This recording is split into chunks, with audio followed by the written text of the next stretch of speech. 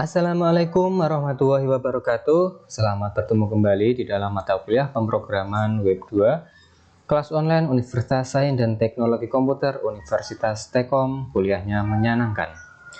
Baik, bersama saya Dendi Kurniawan. Kali ini kita telah memasuki pertemuan yang kelima, di mana kita nanti akan membahas mengenai function di dalam pemrograman PHP. Ya, bagi teman-teman semua yang sudah siap untuk mengikuti perkuliahan online, jangan lupa untuk menyiapkan alat tulis guna mencatat perihal penting nanti yang saya akan ajarkan. Ya, baik. Pada pertemuan sebelumnya kita telah belajar mengenai string ya, mengenai fungsi-fungsi yang ada di dalam tipe data string. Kita bisa memanipulasi data string dengan berbagai cara, dan di sini kita akan membahas mengenai sebuah function di dalam sebuah PHP. Baik, mari kita lihat apa definisi dari function tersebut. Ya, kalau kita lihat definisi dari function itu adalah sebuah blok kode program yang akan berjalan saat kita panggil. Ya, kalau kita lihat sekilas, blok kode program yang akan berjalan saat kita panggil itu hampir mirip dengan variabel ya teman-teman. Jadi kalau variabel itu kan untuk menyimpan suatu value, ya, suatu nilai. Nah, sedangkan function ini digunakan untuk menyimpan blok kode program, yang mana nanti blok kode program ini bisa berjalan ketika kita panggil. Nah, sebelumnya kita telah menggunakan function ya di dalam contoh baik aset atau count dan juga yang lain-lainnya. Nah, untuk membuat function di PHP, kita itu bisa menggunakan sebuah kata kunci, yaitu function. Ya, kalau variabel kita awali dengan dolar ya, atau icon dolar itu ya, kemudian nama variabelnya bebas. Tapi kalau di dalam function kita harus deklarasikan dulu, kita harus menggunakan keyword function, lalu diikuti dengan nama functionnya. Nama function ini juga bebas, nanti sama seperti pemberian nama variabel. Kemudian nanti ada tanda kurung dan diakhiri dengan suatu blok. Ya, kita bisa memanggil function dengan menggunakan nama function lalu diikuti dengan tanda kurung juga ya, untuk memanggil sebuah function. Jadi ketika kita ingin membuat, kita tulis dulu function, kemudian nama function, baru tanda kurung. Ya, tapi kalau kita mau memanggil, kita panggil nama functionnya, kemudian diikuti dengan tanda kurung. Tanda kurung ini nanti kita akan isi dengan suatu parameter. Ya. Di bahasa pemrograman lain, function disebut juga sebagai metode. Ya, jadi di dalam bahasa lain ada yang menyebutnya function ini adalah suatu metode. Ya, ini kalau di dalam pemrograman berorientasi objek, ya biasanya lebih disebut sebagai metode. Pemrograman berorientasi objek biasanya contohnya ya pemrograman Java ya. Oke, ada dua function teman-teman. Yang pertama itu ada built-in function, yaitu function yang sudah disediakan oleh PHP. Nah, ini sudah saya contohkan kemarin juga ya, ketika kita mempelajari fungsi di dalam data string. Ada sebuah fungsi date ya, untuk menampilkan suatu waktu ataupun tanggal. Kita tinggal panggil aja date tersebut, kemudian kita isikan parameter baik D kecil, D besar, M kecil, M besar ya, dan lain sebagainya. Itu adalah suatu contoh built-in function yang sudah disediakan oleh pembuat PHP ini. Ya, namun bila mana kita ingin membuat suatu function sendiri, kita bisa menggunakan user defined function. Ya, atau fungsi yang bisa kita buat sendiri sesuai dengan keinginan kita. Ya, nanti kita isi atau kita deklarasikan, dijelaskan function dengan nama ini fungsinya untuk itu, function dengan nama itu fungsinya untuk ini. Bisa seperti itu ya teman-teman ya. Oke, ini teman-teman juga bisa mencari untuk contoh dari built-in function ya, function yang sudah disediakan PHP. Ini ada linknya, nanti bisa teman-teman kunjungi sendiri ya. Selain date, di situ juga ada banyak lagi yang lainnya. Cuma yang sering digunakan itu hanya date saja ya. Baik, ini ada contoh built-in function. Ya, langsung kita praktekkan saja ya teman-teman, biar teman-teman juga lebih mudah untuk memahaminya. Ya, baik, jadi di sini teman-teman pastikan sudah memiliki web server ya, dan sudah dinyalakan. Di sini saya menggunakan SAMPP. Saya start APC-nya ya, karena kita belum menggunakan database, jadi kita cukup start APC-nya terlebih dahulu saja. Kemudian pastikan sudah berwarna hijau dan di bagian bawah di sini statusnya sudah running ya. Oke, kita bisa minimize, kemudian kita masuk ke text editor kita. Di sini saya menggunakan Sublime ya. Kalau teman-teman menggunakan Visual Studio atau Notepad++ atau Dreamweaver, boleh-boleh saja, terserah teman-teman mau gunakan yang apa ya. Saya tidak menuntut harus menggunakan ini, harus menggunakan itu, tidak ya. Baik, saya akan buat folder baru, open folder. Ini pertemuan yang kelima ya teman-teman ya. Untuk pertemuan keempat kemarin kita hanya materi, hanya teori, tapi saya minta teman-teman untuk mempraktekkan sendiri biar teman-teman juga lebih memahami ya. Oke, di sini pertemuan kelima akan saya open, select folder. Ya baik, akan saya buat split gini aja biar teman-teman nanti langsung bisa melihat hasilnya ya. Oke, saya bagi dua halaman seperti ini, tapi untuk teks editornya akan saya buat lebih besar ya. Baik, akan saya buat new file di pertemuan 5 ini dan saya simpan dulu dengan nama latihan1.php ya. Oke, sudah berubah namanya menjadi latihan1.php. Kita coba buka dulu localhost php dasar. Kemarin namanya php_dasar ya. Pertemuan 5 ya, di dalamnya sudah ada satu file bernama latihan1.php ya. Kalau kita buka masih kosong karena kita belum memiliki apa-apa ya. Baik, di sini saya contohkan untuk yang pertama kita akan membahas mengenai built-in function.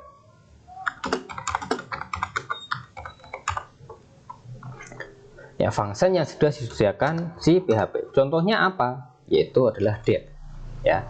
Nah, kita kalau ingin memanggil function tadi caranya panggil nama functionnya, kemudian diikuti dengan tanda kurung, kemudian diakhiri dengan titik koma. Ya, coba ini saya simpan dan coba saya jalankan. Ya, akan terjadi error. Errornya berbunyi bahwa date expand at least satu parameter. Ya, jadi date itu minimal harus memiliki satu parameter. Nah, sedangkan yang kita miliki di sana itu 0 ya. Oke, di line 4 nih ya, di date ya. Jadi date itu harus memiliki satu parameter. Parameternya apa, Pak? Parameternya kemarin yang sudah saya jelaskan ada D kecil, D besar. Ya, coba saya tulis di situ D kecil. Ya, tapi diikuti dengan tanda petik. Ya, saya simpan, coba saya tampilkan D. Ya, kok nggak tampil? Kenapa? Ya, ingat, untuk mencetak suatu tulisan di dalam PHP kita harus menggunakan echo. Ya, ini sudah tidak error, ya tidak error karena sudah memiliki satu parameter, cuma dia belum tampil.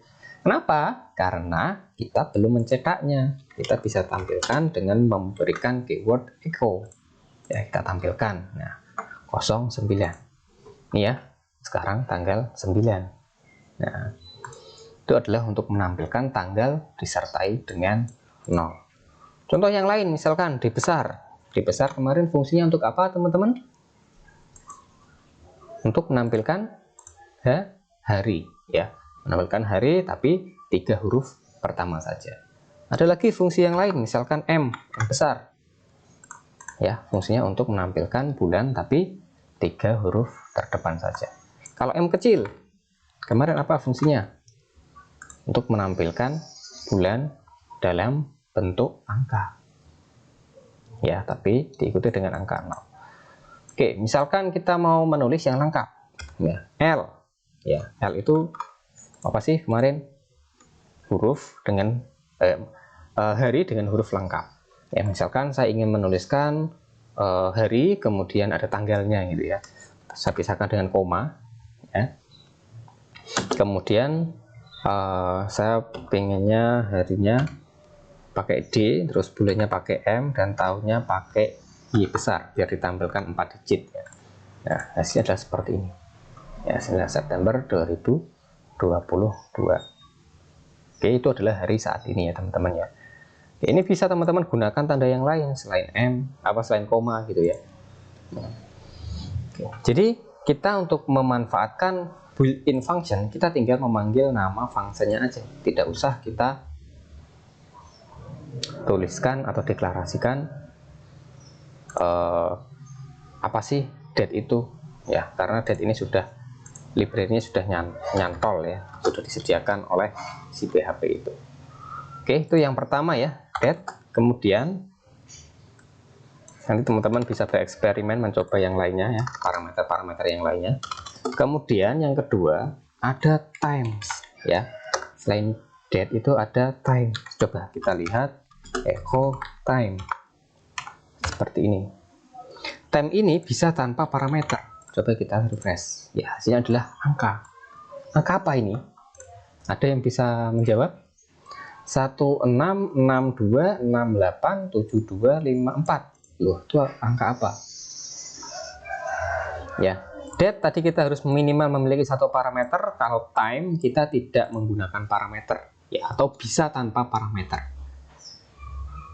Nah, kalau kita refresh, coba ini diperhatikan angka belakangnya 7254. Saya refresh 7283. Nah, berubah. Coba saya refresh terus. Ya, ini saya klik cepat ini. Kalau Anda cermati, pergerakannya seperti detik ya. Nah, benar. Ini kalau Anda tadi menjawab itu adalah detik, itu adalah benar. Ya. Jadi ada berapa ini? 1 miliar ya, 1.662.317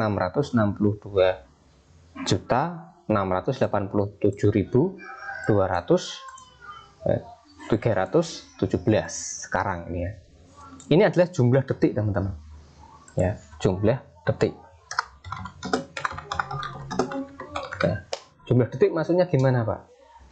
Jadi waktu awal kali komputer itu diciptakan ya, para ahli ya, para profesor-profesor pada zamannya dulu itu menyepakati bersama bahwa waktu komputer itu dimulai ya, dimulai pada tanggal 1 Januari 1970 ya. Ini para ahli ya pada zamannya menyepakati bersama waktu komputer itu dimulai dari 1 Januari 1970. Jadi jumlah detik ini adalah jumlah detik sejak 1 Januari 1970 sampai saat ini, yaitu saat video ini dibuat pada tanggal 9 September 2022 pukul 8.36 ya. Ini ya jumlah detiknya. Wow, keren sekali ya. Nah, apa terus fungsi ini tuh untuk apa Pak? Kalau kita bisa mengetahui jumlah detik dari tahun itu sampai tahun ini tuh untuk apa sih? Nantinya fungsi ini tuh banyak sekali teman-teman. Misalkan nanti ketika kita memiliki toko online, kita akan memasang diskon ya, mulai dari tanggal 10 September sampai 15 September ya. Kita nyetingnya itu nggak harus tengah malam tanggal 10 atau nanti malam ya, jangan tanggal 9 jam 23.59 baru disetting, itu nggak perlu ya. Kita bisa memanfaatkan time ini ya untuk mengaturnya. Kita bisa atur pagi ini atau kemarin bahkan, atau 1 bulan sebelumnya kita bisa atur bahwa nanti ketika pukul tanggal 10 September pukul 12 malam itu sudah dimulai diskonnya ya, sampai tanggal 15 September. Untuk mematikan diskonnya pun kita tidak usah standby di hadapan komputer mulai tengah malam itu ya, standby jam 23.59 untuk mematikan diskonnya, tidak perlu. Kita tinggal setting aja kapan mulainya, kapan berakhirnya, biarkan detik ini yang menghitung ya. Jadi kalau nanti malam, dihitung aja nanti malam itu berarti detik ini sampai berapa ya. Kalau jam 8 atau setengah 9 sekarang ini jumlah detiknya sekian, berarti kalau nanti malam jam 12 malam itu jumlah detiknya berapa ya, seperti itu ya. Atau ketika kita membuat web blogger ya, website itu, kalau kita memposting artikel itu kan ada tanggalnya ya, tanggal sekian, bulan sekian. Nah, itu juga bisa memanfaatkan dari ini. Tentunya itu yang bekerja itu adalah sistem ya, kita tidak menghitung manual ya. Tapi apa salahnya kalau kita coba untuk menghitung manual ya dengan memanfaatkan times ini. Coba kita ketahui 2 hari yang akan datang dari hari ini ya, 2 hari yang akan datang dari hari ini. Contohnya ya, kita tahu dulu rumus dari untuk mencari 2 hari yang akan datang itu bagaimana. Ya. Kita hitung mulai dari jumlah detik ya. 1 menit ada 60 detik. Ya, 60 detik kalau 1 jam ada 60 menit. Ya, ini kan 1 menit. 1 menit itu 60 detik. Kalau ingin mengetahui 1 jam berarti 60 dikali 60 detik dikali 60 menit, ya kan? Ya, 60 detik dikali 60 menit. Dikali lagi 60 detik dikali 60 menit. Ya, ini baru ketahuan 1 jam. Nah, kalau ingin melihat 1 hari jumlah detiknya berapa? Ini masih 1 jam. 1 jam itu jumlah menitnya. Maaf ya, ini bentar saya ulangi. 60 kali 60.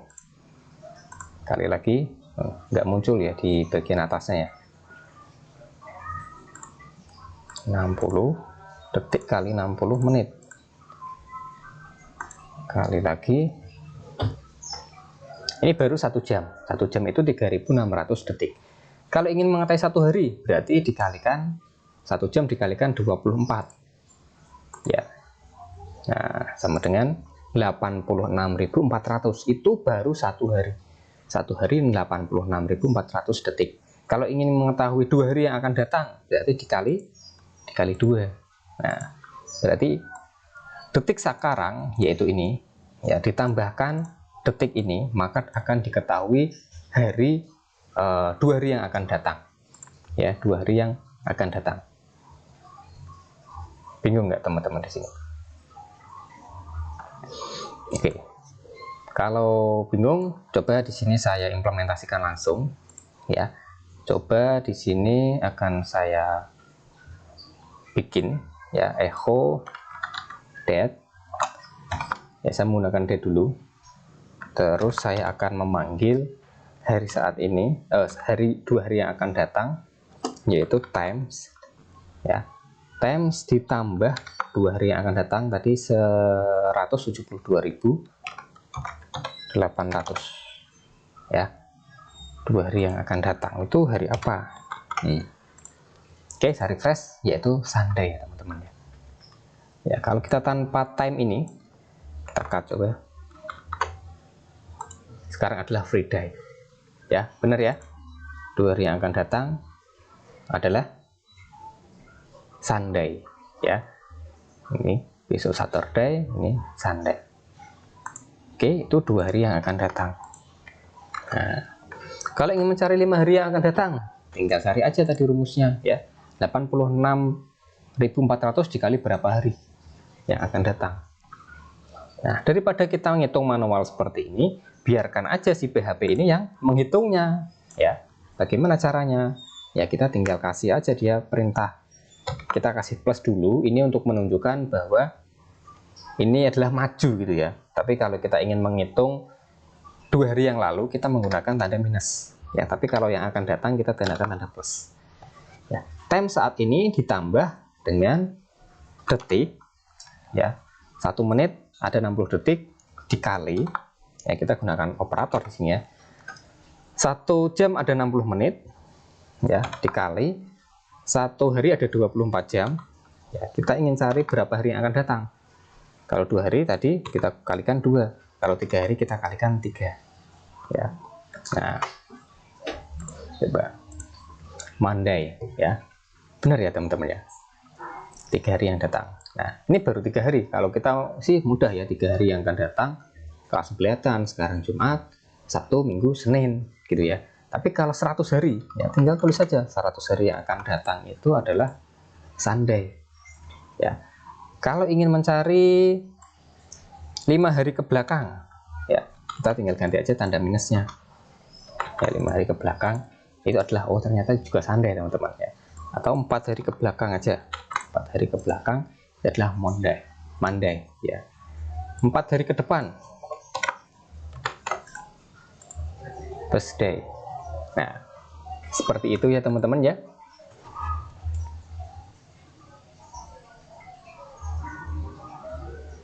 Oke, L ini juga bisa Anda ganti ya. Misalkan diganti menjadi M besar atau D, M, Y, Coba kalau kita ganti menjadi DMY hasilnya seperti apa. Nah, 13 September ya. 4 hari yang akan datang adalah 13 September 2022 ya.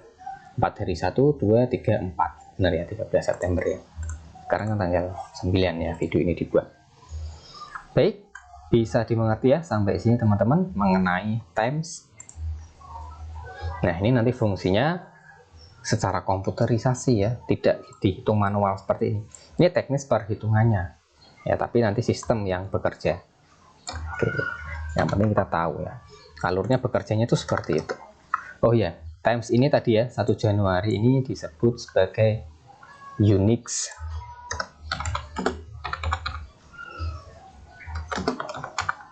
timestamp ya, timestamp. Nah, atau bisa disebut sebagai epoch time juga ya. 1 Januari 1970 disepakati bersama oleh para ahli waktu pertama kali komputer ya, bukan diciptakan tapi waktu awal kali komputer ya, tanggal di komputer itu loh maksudnya ya. Baik, yang pertama ada dates, yang kedua ada time, terus selanjutnya ada MK times ya, MK times. Apalagi ini MK times, yaitu membuat detik sendiri. Nah, maksudnya gimana kok membuat detik sendiri? Oke, saya jelaskan dulu. Nanti formatnya penulisan itu ada MK times, kemudian kurung buka, ada jam, menit, detik, bulan, tanggal, tahun, ada 6. Ada 6 parameter teman-teman. 1, 2, 3, 4, 5, 6. Nah, seperti ini ya. Ini untuk yang pertama ya, 0 yang pertama itu adalah jam, menit, detik, terus bulan ya. Kita mengacu kepada aturan yang berlaku di dalam function built-in date ini ya. Jadi dia telah dibuatkan, jadi kita harus mengikuti ya. Bulan, tanggal, waktu, tahun. Nah, kalau di Indonesia biasanya kan tanggal, bulan, tahun ya, tapi kalau di luar ya, di luar negeri sana kebanyakan tanggal itu di tengah ya, bulan, tanggal, terus tahun. Nah, kita karena memanfaatkan built-in, yaitu sebuah function yang sudah disediakan, jadi kita mau nggak mau harus ngikut ya, mengikut aturan ini ya. Oke, jadi berapa detik yang sudah berlalu dari 1 Januari sampai 1970 gitu ya. Nah, coba kita implementasikan ke dalam Echo dulu. Kita tampilkan, kita membuat MK time ya. Untuk jam, menit, detiknya saya abaikan ya, biar nggak terlalu jelimet-jelimet amat. Jadi 0 pertama itu saya buat kosong semua. Saya ingin mencari 17 Agustus gitu ya, misalkan ya, Agustus bulan 8. Nah, 17 Agustus tahun 45 bisa nggak ya? Ini kan 70 ya, atau 2022 aja lah ya, 2022. Nah, coba kita lihat kira-kira hasilnya gimana ya. Hasilnya ini teman-teman ya. Nah, jadi sejak 1 Januari 1970 sampai ke 17 Agustus ya 2022 itu sudah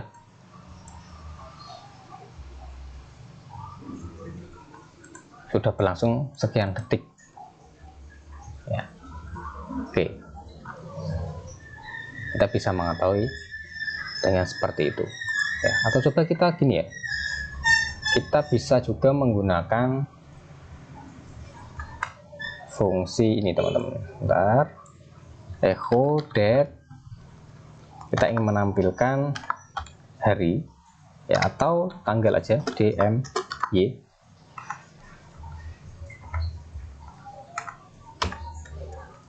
MK time, detiknya saya abaikan, terus 8/17/2022. Coba tampilkan 17 Agustus 2022. ya. Jadi ingin menampilkan tanggal sekian, tanggal 17 bulan Agustus 2022 dengan format seperti ini, DMY. Ya, ini mencari ya istilahnya, mencari tanggal 17 bulan Agustus 2022 itu hari apa gitu ya. Nah, kita hari apa gitu, L aja, yaitu Wednesday ya teman-teman, Wednesday. Nah, jadi tadi untuk menghitung jumlah detik sejak dari 1 Januari 1970 sampai yang ada di parameter ini ya. Atau sebaliknya juga bisa, kita bisa tulis misalkan echo date mktime, bukan mktime ya, tapi ya kita bisa sebaliknya itu menggunakan short time. Ini lebih manusiawi ya, short to time.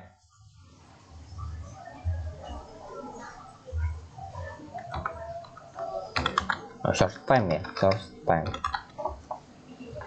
sama ya, tapi di sini kita menggunakan short time ya, short time. Terus yang kita tulis di sini itu bukan detik, menit, jam, bulan, tanggal, tahun, tapi kita bisa langsung tulis misalkan,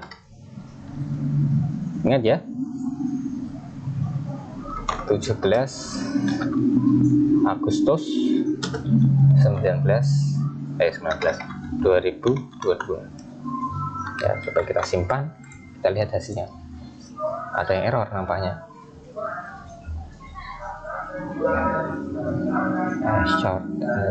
Maaf, salah. STR2. Nah, gini. STR2 kok. STR2 time. Nah, gini teman-teman maksud saya. STR2 time ya, bukan short to time, tapi STR2 time. Ketemunya sama ya, cuma inputannya yang berbeda. Kalau tadi kita menginputkan menggunakan 6 parameter, kalau ini kita menggunakan 3 parameter ya. Baik, itu adalah contoh dari built-in function. Teman-teman nanti bisa bereksperimen sendiri. Selanjutnya di sini saya akan menjelaskan mengenai function yang kita bisa buat sendiri ya. User apa tadi namanya? User define function.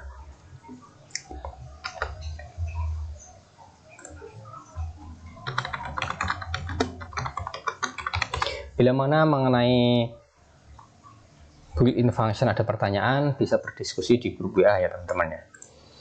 Oke, function yang kita bisa bikin sendiri. Nah, contoh di sini saya bikin sampai ini ya, biar nggak kelihatan yang atas. Ini kalau saya refresh itu akan 0.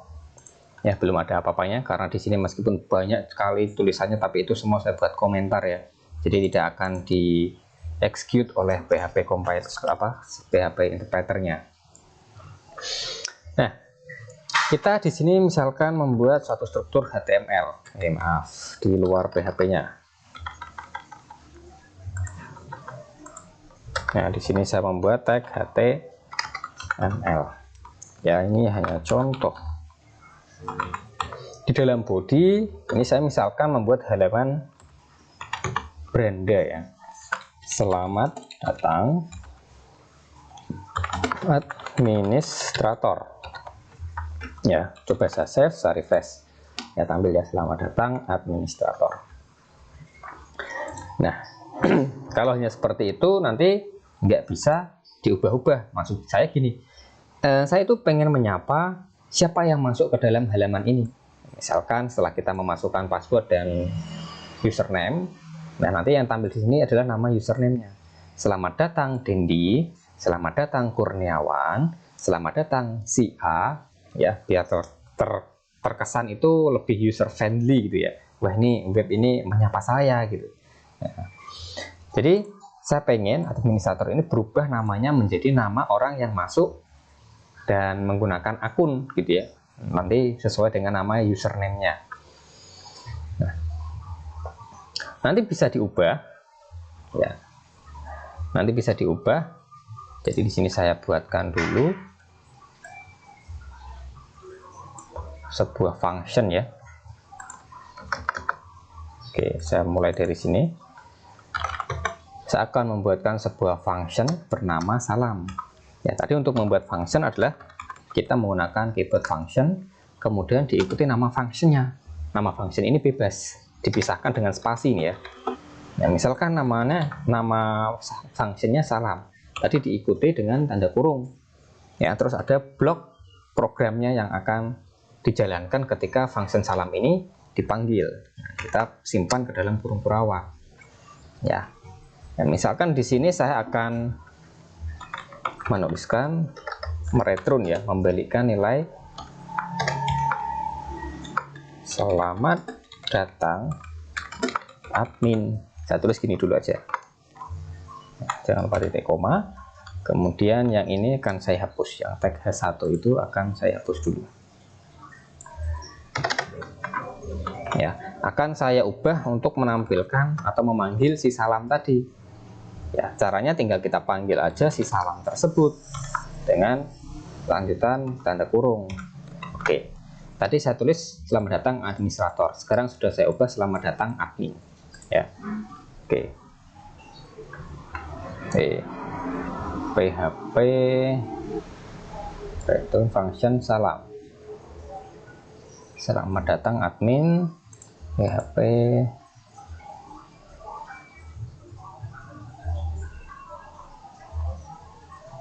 salam. Oh, ini belum saya echo ya, echo pantesan nggak tampil ya. Loh, malah ke close. Echo salam, baik ya, selamat datang admin tampil ya, tadi belum saya echo. Nah, ini sekalian ya teman-teman bisa dicatat, PHP echo teman-teman bisa peringkas ya, PHP echo, PHP echo, PHP echo. Selain ada PHP echo, teman-teman bisa ganti dengan menjadi sama dengan. Jadi tanda tanya sama dengan, itu sama dengan PHP echo. Ya, hasilnya sama aja. Daripada kita tulis PHP echo, PHP echo, atau memperbanyak tulisan, kita bisa singkat dengan menggunakan sama dengan. Ya, ini salamnya sudah tergantikan ya dengan suatu pesan selamat datang admin. Nah, selanjutnya saya itu pengen mengubah nama admin tadi ya. Nah, jadi di sini saya berikan parameter. Misalkan saya ubah, saya sisipkan suatu variabel nama ya di dalam parameter function salam. Oke. Jadi di sini selamat datang bukan admin lagi, selamat datang salam. Nama ya, selamat datang nama gini ya. Nah, terus kalau di sini saya refresh, dia akan error ya, karena di situ dia membutuhkan satu parameter kan, tapi di sininya belum kita isikan. Nah, untuk mengisikan di situ kita tinggal tulis aja, misalkan di sini Dendi gitu ya. Nah, coba saya refresh, jadinya selamat datang Dendi. Ya, misalkan di sini menjadi Kurniawan. Ya, di situ menjadi selamat datang Kurniawan, seperti itu. Nama-nama di sini nantinya kita bisa ambilkan dari input username ketika mau login, ya tidak ditulis manual seperti ini. Ya, karena materi kita belum sampai sana, ya kita tulis manual dulu di sini untuk mengibaratkan ya, untuk memberikan contoh dari parameter nama di situ. Ya.